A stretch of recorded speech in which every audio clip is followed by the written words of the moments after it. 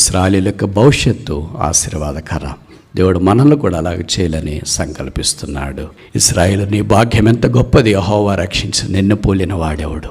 ఇశ్రాయేలు దేవుడు కునుకాడు, నిద్రపోడు, ఆయన ఏకరీతిగా ఉన్నాడు. యెహోవా నేను పడిపోయాను, బాణాల దెబ్బలే దెబ్బలు, నా జీవితం అంతా అరికాలం మొదలుకొని నన్నెత్తి దాకా కొంచెమైన స్వస్థత లేకుండా ఉన్నాను.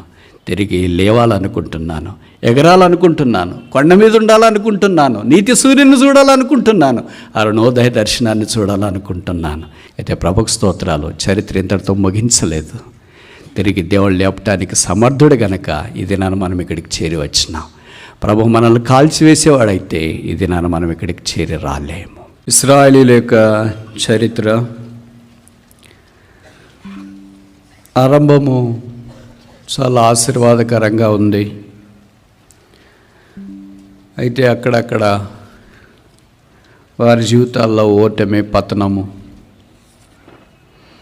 అవన్నీ నిలువెత్తున కనిపిస్తూ ఉన్నాయి. 40 సంవత్సరాల ప్రయాణము అంతా ఏం సాఫీగా సరగలేదు. అలాగా పతనాల్లో సాగిన సందర్భంలో 32వ అధ్యాయం నిర్గమాకాండంలో గ్రంథస్థం చేయబడింది.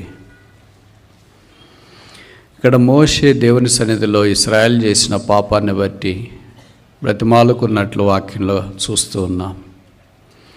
ఆదికాండం 32వ అధ్యాయానికి నిర్గమకాండం 32వ అధ్యాయానికి ఎంత తేడా ఉందో చూడండి. Sea of difference. ఆదికాండం 32వ అధ్యాయంలో యాకోబు ఒక్కడే యబ్బోకు రేవు దగ్గర మిగిలిపోయి దేవునితో పెనుగులాడి ఆశీర్వాదం పొందాడు. 32వ అధ్యాయం నిర్గమకాండంలో ఇశ్రాయేలీయుల సమూహమంతా పాపం చేసినారు. వారి కొరకై మోషే దేవుని బ్రతిమలాడి మరణం నుండి వారిని తప్పించడానికి దేవుని సన్నిధిలో ప్రజల పక్షాన సాగిలపడిన దైవజనుడిగా మనం చూస్తున్నాం. ఈ వాక్య భాగము 32వ అధ్యాయంలోది. మోషే అప్పుడు కొండ మీద ఉన్నాడు. దేవుడు మోషేతో చెప్పినాడు, నీవు తీసుకుని వచ్చిన ప్రజలు కింద ఒక దూడను తయారు చేసుకుని దాని చుట్టూ ప్రదక్షిణ చేస్తూ తినుటకును తాగుటకును కూర్చుని రావటానికి లేచినారు కనుక నువ్వు కిందికి వెళ్ళు అని దేవుడు అన్నాడు. మోషే కిందికి దిగి వచ్చి దేవుని ప్రజలను ఎలాగూ సిద్ధపరుస్తున్నాడో ఈ 32వ అధ్యాయం యొక్క సారం. ఇశ్రాయేలీయులు అహరోను నొద్దకు కూడి వచ్చి 32:1 విషయం ఏంటంటే, అహరోను ఇక్కడికి ఎందుకు వచ్చినాడు?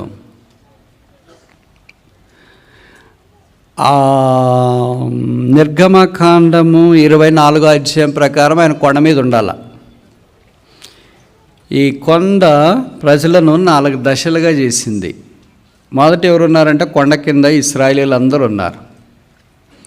ఇంకా కొద్దిగా పైన ఎవరున్నారంటే అహరోను, నాదాబు ఇలాంటి వాళ్ళు ఉంటూ 70 మంది ఇశ్రాయేలీయుల పెద్దలు ఉన్నారు. ఇది 2వ మెట్టు. 3వ మెట్టు ఏంటంటే యెహోషువ ఉన్నాడు. ఆఖరి మెట్టు క్లైమాక్స్. దేవుడితో మోషే చెప్పినాడు, నువ్వు తప్ప ఎవరు రాకూడదు నా దగ్గరికి అన్నాడు. అక్కడ మోషే ఉన్నాడు. మోషే దిగొస్తేనే యెహోషువ దిగి రావాలా, వాళ్ళిద్దరు దిగొస్తేనే అహరోను మిగతా వాళ్ళు దిగి రావాలా, వాళ్ళంతా దిగొస్తేనే అప్పుడు ఇశ్రాయేల్ ప్రజలు ఏదైనా పని చేసుకోవాలా. మోషే దిగి రాకుండా కొండ మీద ఉన్నాడు. మరి అహరోను ఎందుకు దిగి వచ్చాడు కిందికి? 32:1 ఉంది. వారు ఇశ్రాయేలీయులు అహరోను వద్దకు వచ్చి, లెమ్ము, మా ముందు నడుచుటకు మాకొక దేవతను మా కొరకు చేయమని ఆయన అన్నారు. వస్తేనే కదా చేయమని అడుగుతారు, ఆయన రాకపోతే అడిగిండరుగా. ఎందుకు వచ్చాడు మరి ఇక్కడికి? ఎందుకు వచ్చాడు? ఈ స్కిప్డ్ హిజ్ ప్లేస్. తన స్థానము నుండి తప్పించుకోవడానికి వచ్చినాడు. బహుశా నేను అనుకుంటా VRS తీసుకున్నాడేమో. ఈ మోషే ఇలాగ పోతూనే ఉంటాడు, ఎప్పుడొస్తాడో కూడా చెప్పడు. కనుక ఇంత పెట్టుకుంటే మనకు కుదరదు, మనం కిందికి వెళదామని అనుకున్నాడేమో. ఆయనతో పాటు మిగతా వారిని 70 మంది పెద్దలు అందరిని తీసుకొని కిందకి వచ్చాడు. వాళ్ళందరికీ చెప్తా ఉంటే అహరోను కిందకి రాకుండా వాళ్ళు ఎలాగుంటారు? కానీ యెహోషువ రాలేదు కిందికి. అహరోనుతో నుండి కిందకి వచ్చినారు. వీళ్ళు కలిసినారంటే స్టేజ్ 1, స్టేజ్ 2 వీళ్ళిద్దరు కలిసినారు. ఇప్పుడు స్టేజ్ 1లో ఉన్న ఇశ్రాయేలీయులంతా అహరోను దగ్గరికి వచ్చి ఏం చెప్పినారంటే, మోషే తర్వాత లీడర్ ఆయనే కదా, ఆయన రాకపోతే వీళ్ళు వచ్చిండారు కదా. కొన్నిసార్లు మన స్థానం మిస్ అయినప్పుడు we become a centre for the people to act abnormal against God. దేవునికి విరోధంగా దేవుని ప్రజలు పాపం చేయటానికి కారణమవుతాం. మనమేమనుకుంటామంటే, నేను కిందికి దిగిపోతే ఏముంది, వాళ్ళకేం ప్రాబ్లము, వాళ్ళ దాన్ని వాళ్ళు ఉండొచ్చుగా, వాళ్ళ వాళ్ళు బతకొచ్చుగా అని అనుకుంటాం. అట్లా కాదు ఈ సొసైటీ. ఒకళ్ళది ఇంకోళ్ళకి కూడా ఇంపాక్ట్ అవుతుంది. అది మనం గమనించకపోవడం చాలా విషాదకరమైన సంగతి. అహరోన్కి ఏం కాదులే అనుకున్నాను, నేను కిందికి వెళ్తే ఏంటి, మా తమ్ముడే కదా, వచ్చిన తర్వాత చెప్దాంలే, ఏదో పని ఉంది అందుకే కిందికి వచ్చేసాను, ఏమనుకోవద్దు అని చెప్దాంలే అని అనుకున్నాడేమో. But it was a colossal failure. ఆ 32వ అధ్యాయం గ్రంథస్థము చేయబడిన పాపానికి మూల కారణం అహరోను. So many times we lost our position because we have counted something other than God's presence. కొండ మీద ఉన్న మోషేని గురించి ప్రార్థన చేసి, లేకపోతే మోషే వచ్చేదాకా ఎదురు చూస్తామనేది లేకుండా కిందికి దిగి వచ్చిన కారణం చేత ఇశ్రాయేల్ ఇప్పుడు అడుగుతున్నారు, లెమ్ము మా ముందు నడుచుటకు ఒక దేవతను మా కొరకు చేయము. దేవత అనే కాన్సెప్ట్ వీళ్ళకి ఎలాగొచ్చింది? ఏదైనా మనం ఒక కట్ అండ్ పేస్ట్ మెథడే కదా, మనకేది ఒరిజినాలిటీ ఉండదు కదా, అంతా జిరాక్సే కదా. వీళ్ళకి ఎలాగొచ్చింది ఇదంటే, this is the spirit of Lucifer. ఇది లూసిఫర్ యొక్క ఆత్మ. లూసిఫరు అంటే సాతాను, సర్పము, సాతాను. ఆదికాండం 3వ అధ్యాయంలో అవ దగ్గరికి వచ్చిన తర్వాత వాళ్ళకి ఇదే మాట చెప్పినాడు. తెలుగు బైబిల్లో రాయబడింది, మీరు దేవతలై ఉంటారు.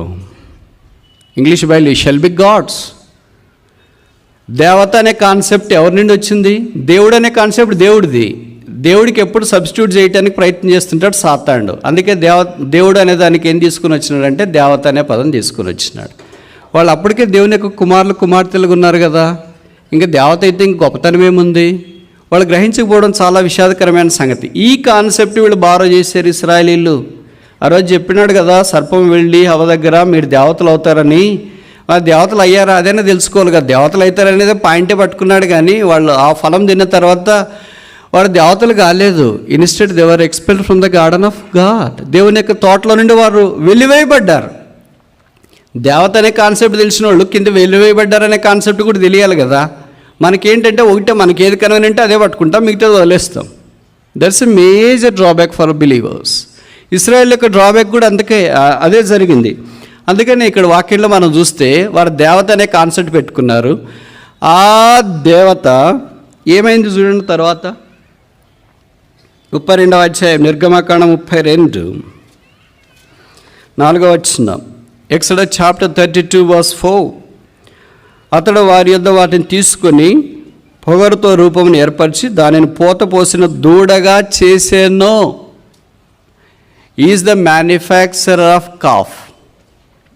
చేసేను అని క్లియర్గా ఇక్కడ ఉంది. మోషే వచ్చిన తర్వాత ఏంటన్నా ఇలాగ చేసేసారంటే, అయ్యో తమ్ముడు నేను ఎందుకు చేస్తా, బలవాడవే, వాళ్ళు ఏదో బంగారు తీసుకొని వచ్చినా నేను అలాగేసినా దూడ అయిపోయింది. అలాగేస్తే ఎలాగ దూడ అయింది?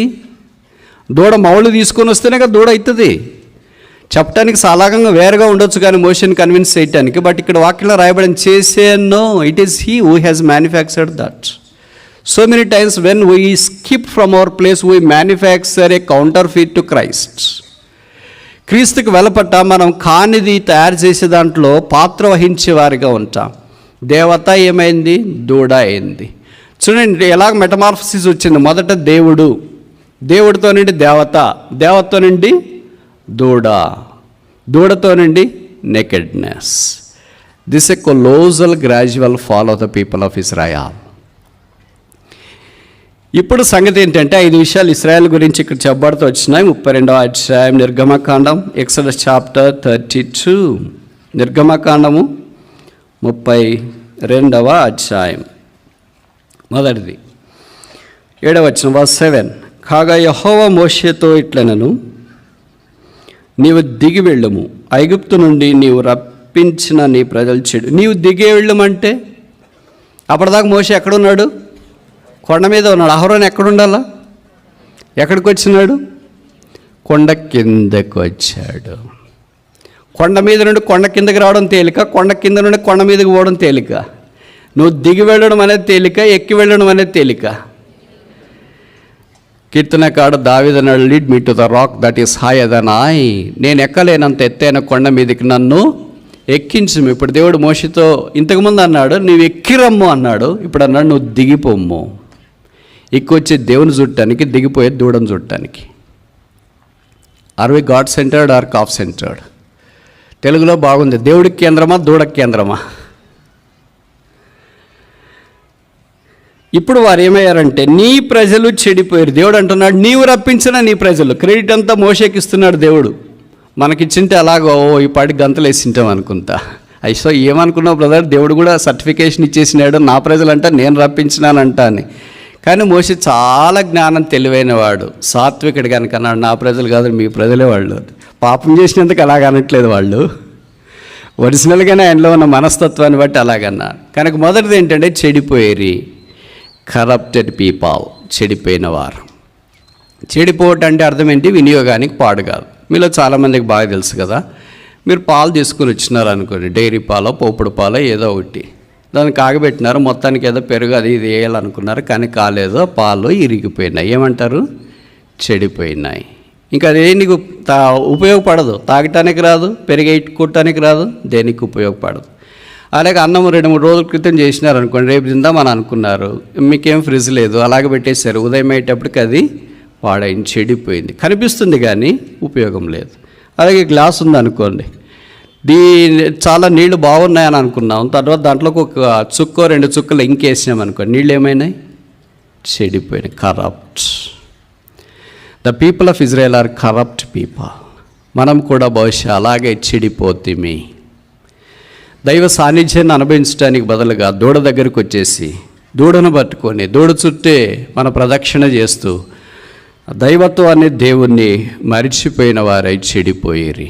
రెండవది 32వ అధ్యాయం నిర్గమకాండం, ఎక్సోడస్ చాప్టర్ 32 వర్స్ 8, 8వ వచనం. నిర్గమ 32:8, నేను వారికి నియమించిన త్రోవ నుండి త్వరగా తొలగిపోయిరి. Crooked people.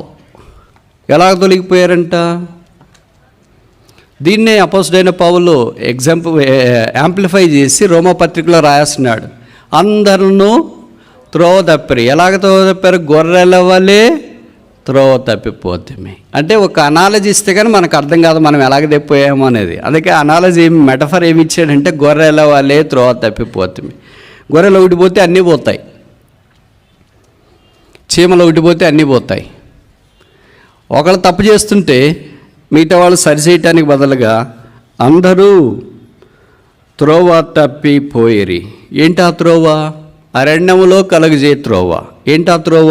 యోహాను 14:6 యేసుప్రభువు అన్నాడు, ఐ యామ్ ద వే, నేనే ఆ త్రోవ, నేనే ఆ మార్గం, జీవ మార్గము, పరిశుద్ధ మార్గము, శిలువ మార్గము, కల్వరి మార్గము, ఇరుకు మార్గం, శాంతి మార్గం. అదే యేసుప్రభువు యొక్క మార్గం. ఆ మార్గములో నుండి మనము తొలగిపోయిన వారుగా కనిపిస్తున్నాం. మూడవది 32వ అధ్యాయం నిర్గమకాండం 32, Exodus chapter 32 verse 8 second part, 8వ వచనం 2వ వరుస. తమ కొరకు పోత పోసిన దూడను చేసుకొని దానికి సాగిలపడి బలి నర్పించి, పోయి ఇశ్రాయేలు ఐగుప్తు దేశం నుండి నేను రప్పించిన నీ దేవుడు ఇదే. Calf centred people. దూడను దేవుని వాళ్ళ దూడ రూపంలోనికి మార్చేసినారు. What a sad thing it is. అందుకే రోమాపత్రికలో చెప్పబడింది, అదృశ్యుడైన దేవుని దృశ్యమైన రూపంలోనికి వారు మార్చినారు, నిత్యుడగు దేవుని అనిత్యమైన దాంట్లోనికి మార్చినారు, ఆత్మస్వరూపైన దేవుణ్ణి ప్రతిమగా వారు మార్చేసినారు. మనం ఇలాగ భౌతికంగా చేసామని కాదు దీని అర్థం. మనం దేవుని మాట వినకుండా ఉంటే అర్థం ఏంటి? ఇంకా దూడ మాట వింటున్నట్టే కదా. కానీ వీళ్ళకి మేజర్ పెద్ద కారణమేం దొరకలేదు అలాగ మార్చేయటానికి. కానీ వాళ్ళు అలాగ అనుకున్నారు, చేసేసారు. అది కొత్తగా ఉంటే బాగుంటుంది అని అనుకున్నారు. మనకి ఏదైనా కొత్త మోడల్ అంటే చాలా ఇష్టం కదా, ట్రెండింగ్ అంటాం కదా. You can never trend God, you can never trade with God. దేవుణ్ణి ఎప్పుడు ట్రెండ్ చేయలేం, ట్రేడ్ చేయలేం. God is sovereign. దేవుడు సార్వభౌముడు, ఈజ్ ఆన్ ద థ్రోన్. ఆయన సింహాసనాసీనుడై ఉన్నాడు. ఆయనతో ఇశ్రాయేలు ఆడటానికి ప్రయత్నం చేసినారు. 4వది నిర్గమకాండం 32వ అధ్యాయం. నిర్గమకాండం 32వ అధ్యాయం 10వ వచనం లేదా 9వ వచనం. Exodus chapter 32 verse 9. మరియు యెహోవా ఇట్లనెను, నేను ఈ ప్రజలను చూచియున్నాను, ఇదిగో వారు లోబడను విధేయత కలిగిన ప్రజలు అని రాశారా? లోబడనొల్లని ప్రజలు. They are cruel, crooked, crude people. లోబడనొల్లని ప్రజలు, స్టిఫ్ నెకెడ్. లోబడనొల్లని ప్రజలు అంటే మనం ఒకటి చెప్తే వాళ్ళు ఒకటి చేస్తారు. ఇది మామూలుగా ఆదాంతో నుండి స్టార్ట్ అయింది. ఆదామ తినొద్దంటే తినేసాడు, అహరోనికి దిగొద్దంటే దిగేసాడు. మనకి యూజువల్గా అలాగే దేవుడు చెప్తా ఉంటాడు, వెళ్ళొద్దంటే వెళ్తూ ఉంటాం, కూర్చోద్దంటే కూర్చుంటాం, నిలబడంటే కూర్చుంటాం. దేవుడు చెప్పిన దానికి సాధారణంగా ఆపోజిట్గా మనం చేస్తుంటాం. బయటికి మాత్రం ప్రభువా ఎంత విధేయుడు నాయనా నువ్వు. ఆయన విధేయుడు, మనం విధేయత నేర్చుకోవాలిగా. ఆయన తల్లిదండ్రులకు విధేయత చూపించినాడు, తన చిత్తానికి విధేయత చూపించినాడు. 365 రోజుల్లో ఎప్పుడైనా దేవుని వాక్యానికి, దేవునికి దైవికమైన అథారిటీకి విధేయత చూపించినట్లు మనకేమైనా గుర్తుందా? పైపెచ్చు అవిధేయత చూపించినవి చాలా గుర్తుంటాయి, అవే ఎక్కువ ఉంటాయి. ఇలా విధేయత చూపించినవి చాలా తక్కువ అనుకుంటా. విధేయత చూపించాలంటే మనకి we have our own logic and we have our own reasoning. కానీ భగత్ సింగ్ గారు ఆయన జతి పని వారి ద్వారా మనకు నేర్పించిండేది యేసుప్రభు యొక్క మార్గం. యేసుప్రభు ఏంటంటే విధేయత చూపించినాడు. హి వాస్ ఒబీడియంట్ ఈవెన్ అంటూ ద డెత్ అని బైబిల్లో రాశారు. మరణం వరకు ఆయన విధేయుడిగా ఉన్నాడు. మన క్రైస్తవ జీవితంలో కూడా ఈ విధేయత చాలా ప్రాముఖ్యం. ఈ దినాల్లో క్రైస్తవులు వర్ధిల్లలేకపోవటానికి కారణం డిజోబీడియన్స్, లోబడినొలంతనం, అవిధేయత. ఇది ప్రతిరోజు ఇంకా పాసిస్ట్ అవుతూనే కొనసాగుతూనే ఉంది, ఇంకా పెరుగుతూనే వచ్చింది. సాధారణంగా వాళ్ళు ఏమనుకుంటారంటే అవిధేయులుగా ఉండి విధేయులే అని అనుకుంటారు. అది చాలా విచిత్రమైన సంగతి. పడిపోయి ఇంకా పడిపోలేమని అనుకుంటారు. వాళ్ళు పడిపోయినామనే సంగతి కూడా గుర్తించకపోవడం శోచనీయమైన సంగతి. తెలుగు రాష్ట్రంలో ఒక కవి ఉన్నాడు, ఆయన పేరు యోగి వేమన. ఆయన చాలా పద్యాలు చెప్పాడు. దాంట్లో ఒకటి పద్యము. ఏంటి ఆ పద్యం అంటే, తన్ను తాను ఎరిగిన తానే పో బ్రహ్మం, know thyself and thou art God like. నిన్ను నువ్వే తెలుసుకుంటే నువ్వు దాదాపు దేవుని యొక్క రూపంలోనికి మార్చబడినట్లే అని అర్థం. అంటే మనల్ని మనం తెలుసుకోకపోవడం వల్ల చీకటి అంధకారం మనల్ని ఆవరించింది.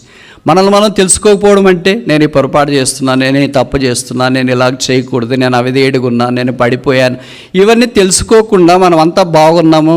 బైబిల్లో ప్రకటన గ్రంథంలో ఒక సంఘం ఉంది కదా, దరిద్రులైనా, దిక్కుమాలిన వాళ్ళైనా, దిగంబర్లైనా, చెడిపోయిన వాళ్ళైనా వాళ్ళు ఏమనుకుంటారంటే మేమంతా చాలా బాగున్నాము, I am the best model church. సాధారణంగా అదే మనం అనుకుంటాం. పడిపోయి కూడా అలాగే అనుకుంటాం. అన్నీ చెప్తూనే ఉంటాం పడిపోయి కూడా. ఇశ్రాయేల్ యొక్క పరిస్థితులు బహుశా అలాగే ఉన్నాయనుకుంటా. ఇప్పుడు 4 విషయాలు వారిని గురించి మనం చూసినాం. మొదటిది నిర్గమకాండం 32వ అధ్యాయంలో వారు చెడిపోయిన ప్రజలు, కరప్టెడ్ పీపుల్. రెండవది వారు పోతపోసిన దూడను తయారు చేసుకున్న మునుపు త్రోవలో నుండి తొలగిపోయిన వారు, crooked people.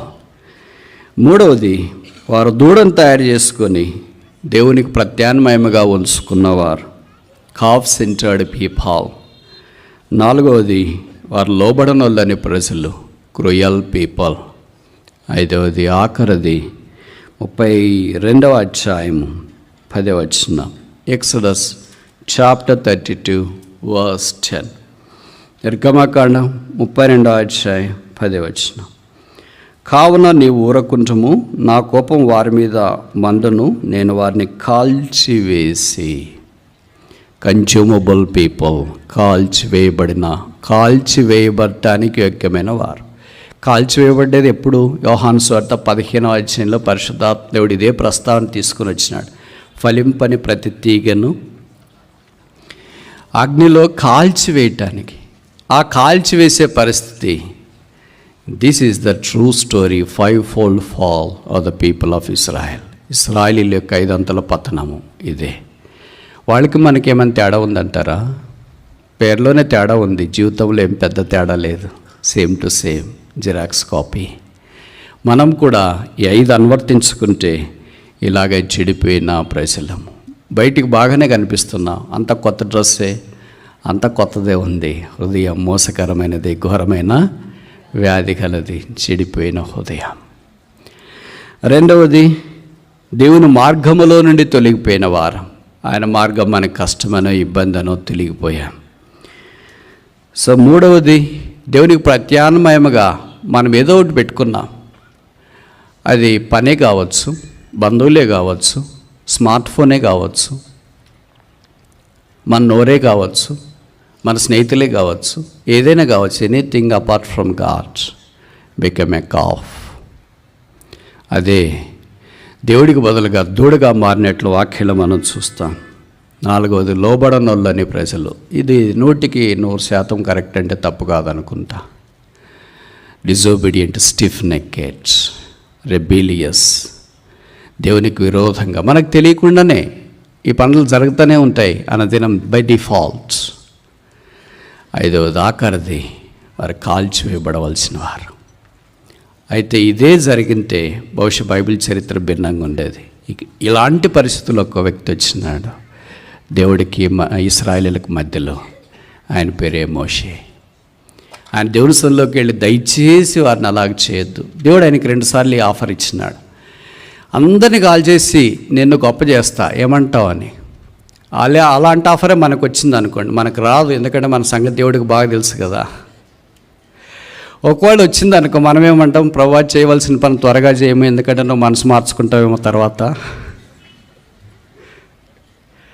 Do it quickly, వెంటనే చేయాలంట. మోషే అలా కాదు, బైబిల్లో రాయబడింది. మోషే దేవుని సన్నిధిలో సాగిలిపడి బ్రతిమాలుకొనెను, నా పేరు కావాలంటే నీ జీవ గ్రంథంలో నుండి తుడిచే, కానీ నీ పేరు పెట్టబడిన ప్రజలైన ఇశ్రాయేలీయులు ఈ భూగోళం నుండి తుడిచివేయబడకుందురుగాక. ఆ తర్వాత వచనాల్లో మనం చూస్తాం, దేవుడు మోషే ఆలకించి, చూడండి 32వ అధ్యాయం 32, చాప్టర్ 32 verse 14. అంతటి యెహోవా తన ప్రజలకు చేసేదనని చెప్పిన కీడును గూర్చి దేవుడికి ప్రజలకు మధ్యలో మోషే వచ్చినాడు. అందుకే దేవుడు సంతాపడినట్లుగా, కీడును చేయకుండా ఆగిపోయినట్లుగా వాక్యంలో మనం చూస్తాం. ఇది మనం చేసిన ఈ నేరాలు, ఘోరాలు, ఈ తొలగిపోట, లోబడనొల్లని స్థితి, అవిధేయత, ఇవన్నిటిని బట్టి ఎప్పుడో మనం కాల్చివేయబడవలసింది. కాల్చివేయబడితే రూపం ఉండదు. స్త్రీ అని, పురుషుడని, చిన్నుడని, పెద్దోళ్ళని, అందంగా ఉన్నారని, అందవిహీనంగా ఉన్నారని, భక్తులని, భక్తిహీనులని ఏం రూపం ఉండదు. బోడిదికి అమార్ఫస్ మెటీరియల్ అంటారు. ఇది it's not a crystalline material. ఈ అమార్ఫస్ మెటీరియల్కి ఏమి రూపం ఉండదు కనుక దానికి అసలు రూపం లేకుండా గాలి కొట్టుకుపోవాల్సిన వారం. అయితే మోషే ఇశ్రాయేలు పక్షాన్ని సాగిలపడినట్లు మన పక్షాన్ని కూడా మోషే కంటే గొప్పవాడు యేసుక్రీస్తు ప్రభువారు దేవుని సన్నిధ్యంలో సాగిలపడ్డాడు. మోషే భూమి మీద సాగిలపడ్డాడేమో, మన కొరకు యేసుక్రీస్తు ప్రభువారు కల్వరి శిలువ మీదకి వెళ్ళాడు. మన పాపలన్నీ భరించి, రక్తము కార్చి, చనిపోయి, సమాధి చేయబడి, తిరిగి లేపబడి, మహోన్నతిని సింహాసనమున మహామహుని చెంత ఆసీనుడయ్యండి మన పక్షాన నిత్యము మానక విజ్ఞాపన చేస్తున్న ప్రధాన యాజకుడు. ఇట్టి ప్రధాన యాజకుడు మనకు సరిపోయిన వాడు. మలాకి 3:6 చెప్పబడింది, యెహోవానైనా నేను మార్పు లేని వాడని గనుక యాకోబు సంతతైన మీరు లయము కాలేదు. ఆ శిలువ దగ్గర నుండి ఎంత పడిపోయాము. From cross to the calf. The fall of a Christian is a broad one from cross to the calf. సిలువ దగ్గర నుండి దూడ దాకా మనుషుడు పడిపోయాడు. అయితే ప్రభుకు స్తోత్రాలు, చరిత్ర ఇంతటితో ముగించలేదు. తిరిగి దేవుడు లేపటానికి సమర్థుడు గనక ఈ దినాన మనం ఇక్కడికి చేరి వచ్చినాం. ప్రభు మనల్ని కాల్చివేసేవాడైతే ఈ దినాన మనం ఇక్కడికి చేరి రాలేము. కానీ గుర్తించుకోవాల్సింది ఏంటంటే, అలాగ ప్రభువారు మనల్ని జ్ఞాపం చేసుకొని దేవునితో మన పక్షాన్ని విజ్ఞాపన చేస్తున్న ప్రధాన యాజకుడు, ఆయనతో కూడా మనం కలిసి, ప్రభువా నేను కూడా నీ మార్గములో నుండి చెడిపోయాను, తొలగిపోయాను, దూడను చేసుకున్నాను, లోబడనులని వాడిగా నేను జీవిస్తున్నాను, నేను కాల్చివేయబడటానికి పాత్రుడను. మోషే కంటే గొప్ప ప్రధాన యాజకుడా, మోషే సాగిలు పడితే వారి మీదకి రావాల్సిన కీడు తప్పించినావు, నువ్వు సంతాపడినావు. మోషే కంటే గొప్పవాడని యేసు ప్రభు సాగిలు పడడం ద్వారా నా మీదకి కూడా రావాల్సిన కీడు ఉపద్రవాన్ని తప్పించి సాగిలు పడేవాడు.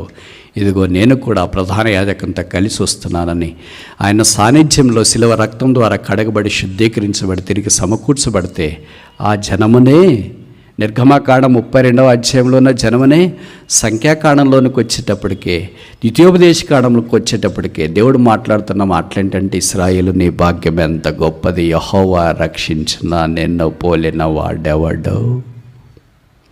What a metamorphosis is this. కాల్చివేస్తానని సెలవిచ్చిన దేవుడు ఇప్పుడేమంటాడు, who is like unto you, నిన్ను పోలిన వాడెవడు, నీకు సమడైన వాడెవడు. అదొక ఊరు.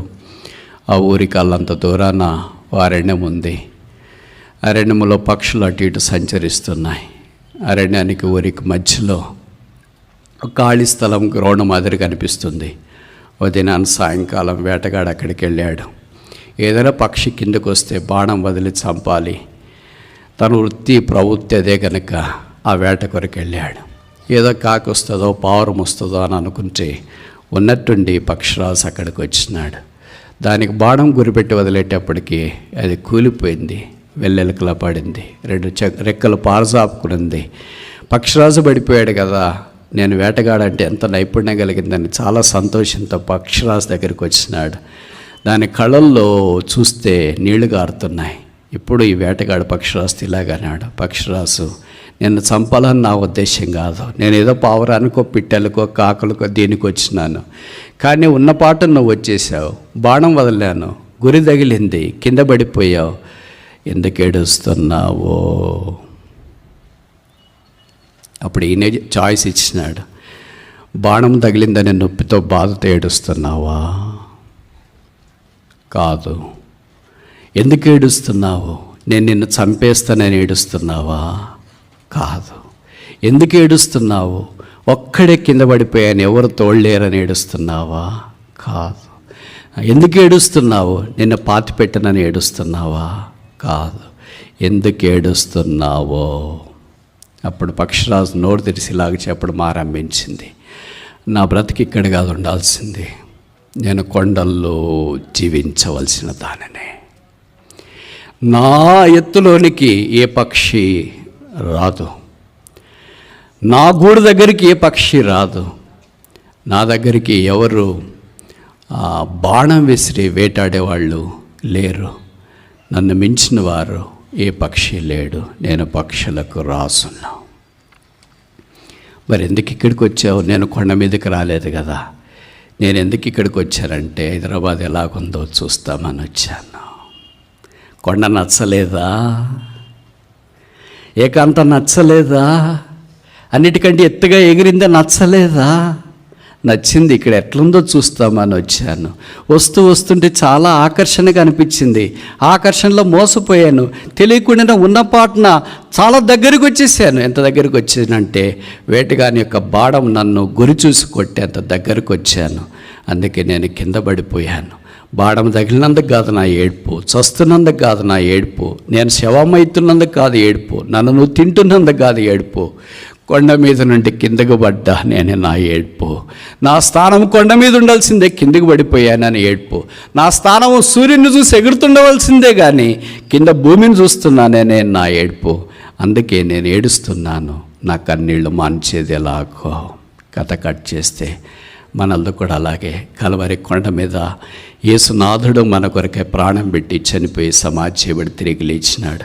మనల్ని కూడా రక్షణ ఔన్నత్యము కొండ దగ్గరికి తీసుకొని వచ్చినాడు. బాగా ఆరంభంలోనే ఉంటూ వచ్చినాము. రోజులు గడిచే కొద్ది లోకం యొక్క ఆ అలవాట్లు, ఆకర్షణ మనల్ని పట్టింది. ఎలాగో బాగుంది కదా అని అనుకున్నాం. మెల్లిమెల్లిగా కొండ అనుభవం నుండి కిందికి దిగి వచ్చేటప్పటికే సాతాను అనే వేటగాడు బాణం పెట్టుకొని సిద్ధంగా ఉన్నాడు. బలయ్యామో, కింద పడ్డాము, రక్తపు మడుకులో ఉన్నాము, కన్నీరు గారుస్తున్నాము, ఎగురుతున్నాము. ఆ పక్షిరాజుకైతే నిరీక్షణ లేదు కానీ మనకైతే నిరీక్షణ ఉంది. ఈ రాత్రి తిరిగి మనం అక్కడికి రావచ్చు. రాసులకు రాసిన ప్రభు వైపు చూస్తూ, ప్రభు నేను పడిపోయాను, బాణాలు దెబ్బలే దెబ్బలు, నా జీవితం అంతా అరికాలం మొదలుకొని నన్నెత్తి దాకా కొంచెమైన స్వస్థత లేకుండా ఉన్నాను. తిరిగి లేవాలనుకుంటున్నాను, ఎగరాలనుకుంటున్నాను, కొండ మీద ఉండాలనుకుంటున్నాను, నీతి సూర్యుని చూడాలనుకుంటున్నాను, అరుణోదయ దర్శనాన్ని చూడాలనుకుంటున్నాను. నన్ను చేర్చుకోవా? యేసు రక్తం ప్రతి పాపం నుండి మనల్ని కడిగి పవిత్రులుగా చేయను. ఇశ్రాయేలు, నీ భాగ్యం ఎంత గొప్పది! యెహోవా రక్షించు, నిన్ను పోలిన వాడెవడు? ఇశ్రాయేలు దేవుడు కునుకాడు, నిద్రపోడు, ఆయన ఏకరీతిగా ఉన్నాడు. తిరిగి మనం ఆయన సాన్నిధ్యంలోనికి రావచ్చు. మన బలహీనతలు, పతనాల శిలువ దగ్గర ఒప్పుకోవచ్చు. శిలువలో నుండి ప్రవహిస్తున్న రక్తపోటులో కడగబడి శుద్ధీకరించబడి తిరిగి ఆయన పోలికగా, ఆయన స్వరూపంలో మనం మార్చబడి ఆయన కొరకు జీవించవచ్చు. ఇశ్రాయేలు యొక్క భవిష్యత్తు ఆశీర్వాదకరం. దేవుడు మనల్ని కూడా అలాగే చేయాలని సంకల్పిస్తున్నాడు.